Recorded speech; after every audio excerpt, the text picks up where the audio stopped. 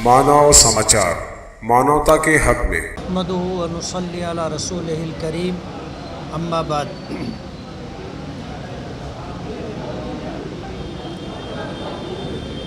नवंबर 2024 का इलेक्शन होना है।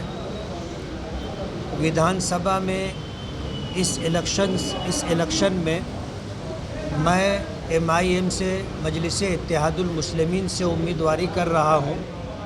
हमने अपनी मशवरे के बाद जो प्रोग्राम तरतीब दिया है वो प्रोग्राम ये है कि कल से हम अपना प्रचार डोर टू डोर शुरू कर रहे हैं। हम इस बात की हमेशा कोशिश करते रहे कि अपने इलेक्शन के ताल्लुक़ से हम बराह रास्त लोगों के दरवाज़ों पर जाएं और अपना पैगाम दें और उनसे वोट की अपील करें। तो कल सुबह 10 बजे से इंशाअल्लाह हम अपने प्रचार का आगाज़ करेंगे और इस्लामपुरे से इसकी शुरुआत करेंगे। हमारे मशवरे से ये तय हुआ है कि बुध के दिन ख़याबान निशात चौक पर हमारा पहला इंतखाबी जलसा होगा और उस जलसे के अंदर हम लोग अपने इलेक्शन के तई अपने शहर को क्या देना चाहते हैं और इस शहर की तामीर व तरक्की के लिए इस शहर में अमन व अमान बरकरार रहे और इस शहर से बुराई का ख़ात्मा हो, इस बात के लिए हम लोग अहलियान शहर से गुफ्तगू करेंगे। हमारा पहला जलसा ख़याबान निशात चौक पर होगा और उसी दिन हम उस इलाके के अंदर डोर टू डोर जा कर के लोगों से मुलाकात भी करेंगे। हमारा दूसरा इंतखाबी जलसा जुमा के दिन सैलानी चौक पर होगा और सैलानी चौक के इलाके में भी हम लोग अपने जो तरीक़ाकार है जुमेरात और इसी तरह जुमा, हम अपने जो है घर घर जा कर के जो प्रचार करना चाहते हैं उस इलाके में अपना प्रचार करेंगे। ये हमारा प्रोग्राम है और इस प्रोग्राम को ले कर के हम लोग अपनी इंतखाबी मुहिम में आगे बढ़ेंगे।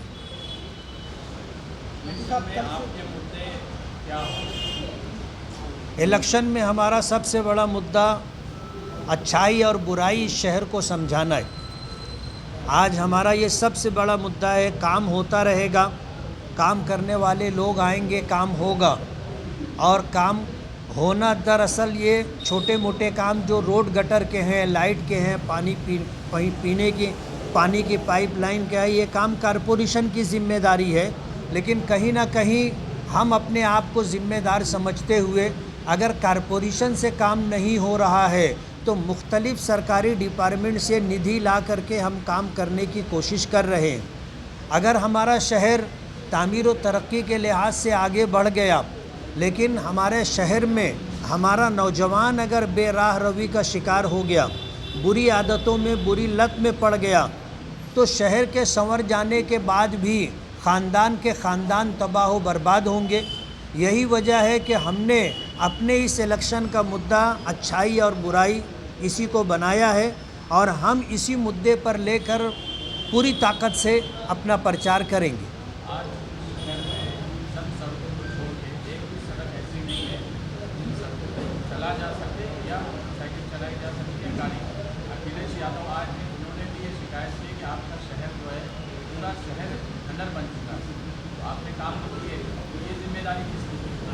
ये जिम्मेदारी कारपोरेशन की है।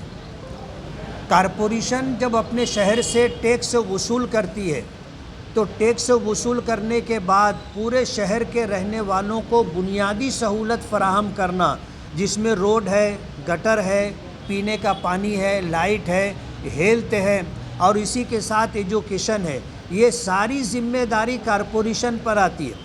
और हम यही चीज़ लोगों को बताना भी चाहेंगे कि कारपोरेशन में जो लोग 7.5 साल तक कंटिन्यू बरसरे इक़्तिदार रहे, अगर 7.5 साल के अरसे में शहर में अपनी ज़िम्मेदारी महसूस करते हुए कारपोरेशन में मेयर की चेयर पर बैठ करके अगर मालेगांव के रोड रास्ते बना दिए होते तो लोगों को शिकायत करने का मौका नहीं मिलता।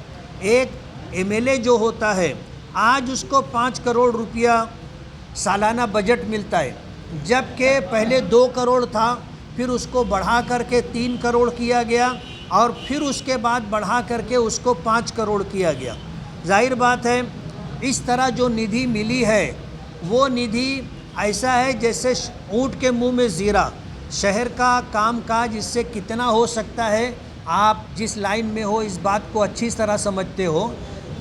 दुख की बात यह है कि जो लोग 7.5 साल बरसरे इक़्तिदार रहकर इस शहर को बनाने संवारने के ज़िम्मेदार थे, उन्होंने अपनी ज़िम्मेदारी पूरी नहीं की और एक एमएलए से 5 साल का हिसाब मांग रहे।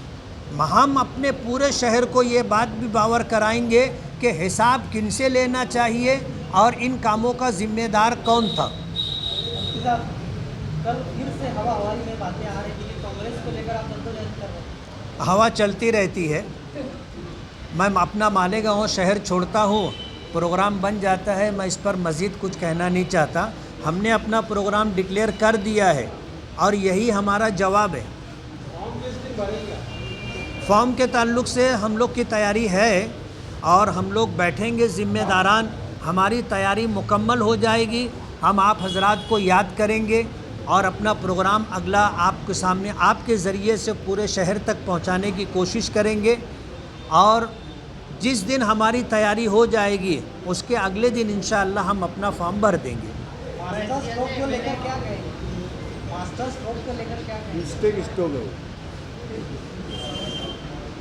मास्टर स्ट्रोक क्या है आप समझ सकते हो। पूरे शहर ने उसका अपोज किया है। मालेगांव शहर मस्जिदों का, मदरसों का और एक लिहाज से अगर देखा जाए तो मुसलमानों का बड़ा शहर होने की वजह से एक बहुत बड़ा दीनदार तबका अल्हम्दुलिल्लाह हमारे शहर में रहता है। और अगर मैं एक जुमले में कहना चाहूँ तो खोदा पहाड़ निकली चूहिया, चूहा भी नहीं निकला, निकली चूहिया। बहुत शोर था master stroke, master stroke, master stroke, लेकिन क्या आया आपने देख लिया। शायद उनके होश ठिकाने आ गए होंगे जिस तरह का रिएक्शन मालेगांव शहर के वोटरों ने दिया है।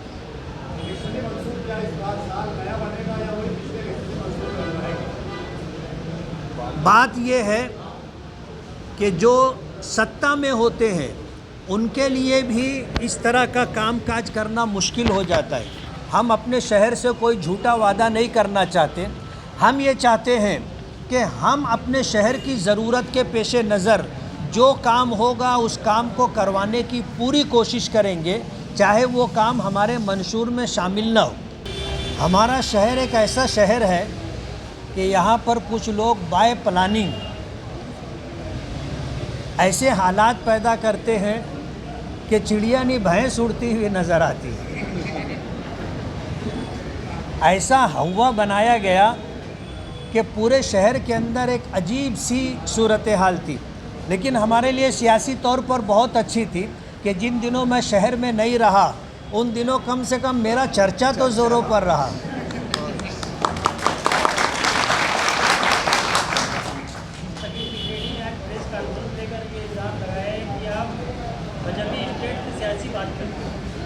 पूरा शहर इस बात को देख रहा है।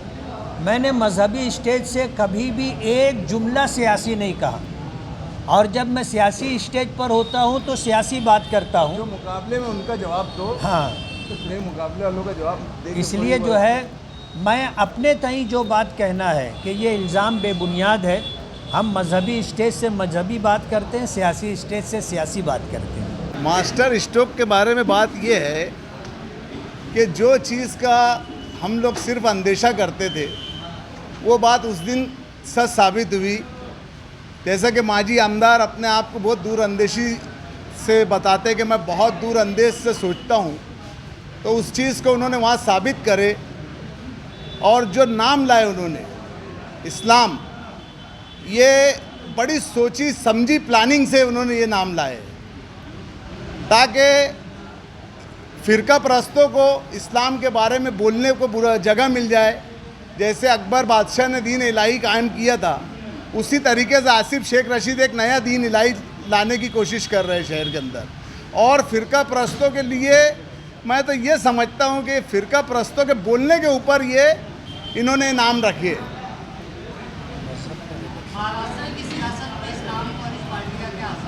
महाराष्ट्र की सियासत हो या हिंदुस्तान की सियासत में हो, ये नाम के ऊपर हमारा दीन हमको क्या बोलता है कि किसी के दीन को तुम खराब मत बोलो, किसी के दीन को बुरा मत कहो, इसलिए कि कोई तुम्हारे दीन को बुरा बोलेगा।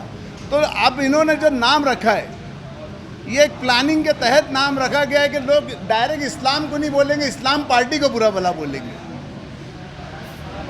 आज उनके ताल्लुक से फतवे जाहिर हो रहे हैं, अगर वो समझदार होंगे तो उलमाओं से जिनको घिन आती थी वो वापस राग़िब हो जाए, उलमाओं के पास आ जाए और सही रास्ता ढूंढ ले।